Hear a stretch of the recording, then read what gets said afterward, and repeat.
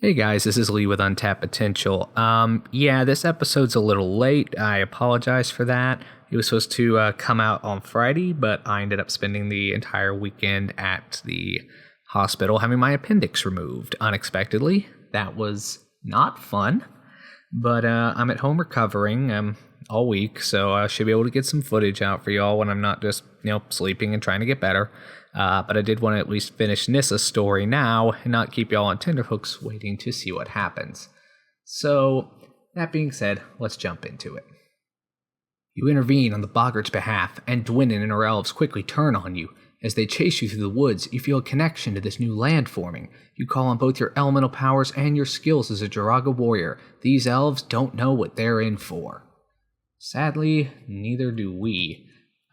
This is a very difficult battle, as elves are big on swarming the battlefield, and they give no quarter if you miss,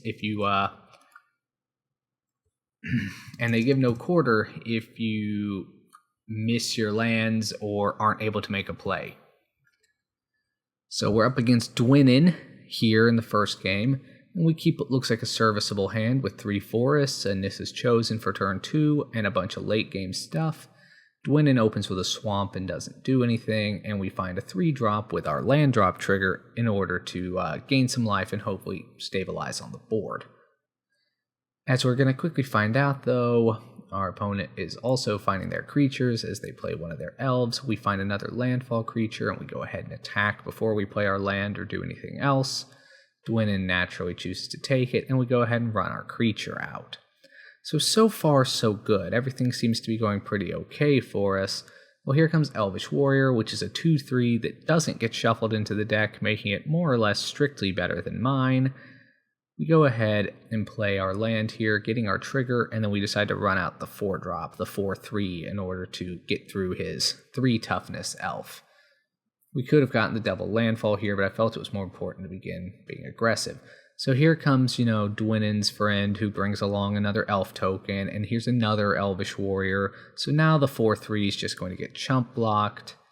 However, we can start using Charging Rhino to force our opponent to make some bad blocks, since it can only be blocked by 1 creature at a time, and none of hers are big enough.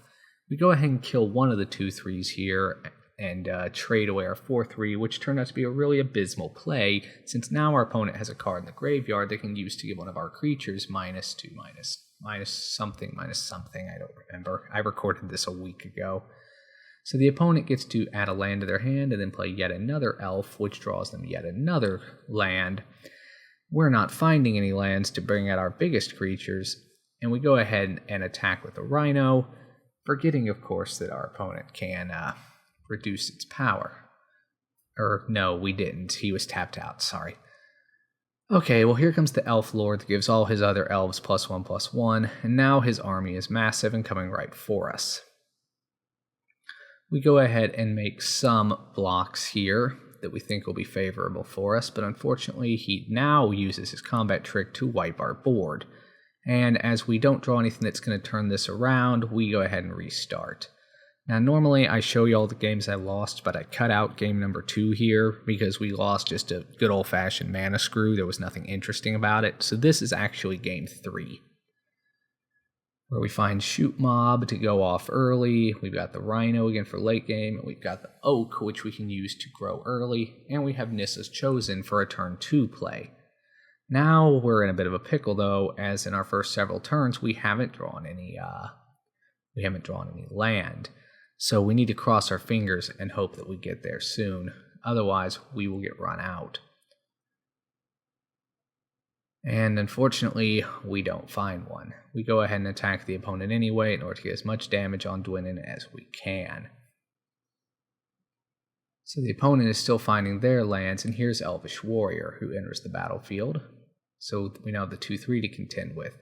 We find a land, but it's a tap land, and we go ahead and attack here, going ahead and planning on using our Bellowing Might to get that off the field, which we succeed in doing. But now that our opponent had a creature died, they get a 1/1 token. We're going to have to contend with a lot of those. It's also going to keep our Shoot Mob down until we're actually able to draw something. And you know what? Here come the 1/1 elves, as our opponent gets yet another land. Fortunately here, so do we. and we go ahead and play our Glade Heart before playing our Forest to get some lifelink going on. We attack with the 2-3, figuring the opponent probably won't do a triple block, and indeed they don't. They just chump with one of their creatures and get another token. Here comes the Imperious Prefect, which once again gives all his other dudes +1/+1, and he attacks us with a 2-2. We choose not to block. We finally get our 5th land here, which will be very helpful with our Shoot Mob, and we play our Oak in order to get a landfall-ish trigger off of it. We go ahead and see what our opponent's capable of, and we decide not to attack, since he'll just double block and then we'll be out of creature. So another elf comes down, fetching our opponent another land, which they immediately turn around and play, and as they proceed to their second main phase, Eyeblight Assassin comes out to kill our Shoot Mob at the last possible second. Oh shoot. Well, here's Battle Wand Oak in order to trigger our our other creature, and then we play another one to give it even more power. We attack with the 8-8 here, hoping to get some significant blocks from our opponent, and we do. We manage to get a triple block, and while he replaces them with a bunch of 1/1 tokens made 2/2s by the Lord creature, we're doing quite a bit better. We finally now have enough power to also drop our Charging Rhino, and then manage to use our land as well for a little bit of extra juice. We don't attack, however, here, and our opponent produces yet another token at the end of their turn. So if we can just get that Lord off the field, we'll pretty much be in control of this game again, and fortunately Wild Instinct shows up just in time to help us do so. So he makes another token as a parting gift, and I kind of regret using that ability as I did there on the Rhino, as it could only be blocked by one thing at a time anyway, and I would have been able to get through potentially more damage this turn, attacking with another bigger creature and forcing him to make more blocks.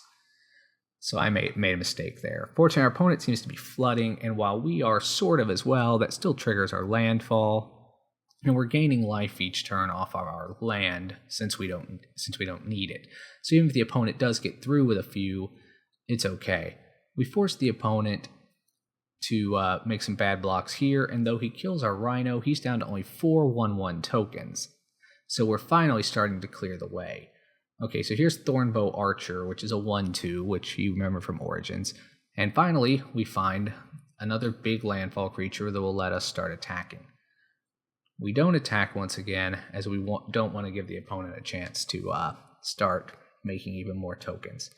So here's Wildheart Invoker, and we once again gain yet another life. And as we go to combat this turn, we go ahead and attack with a 4/4, figuring that if he wants to quadruple block, he's more than welcome to.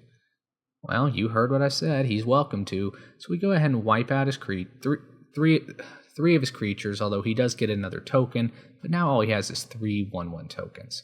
We go ahead and block here, figuring our opponent has a combat trick, and indeed they do.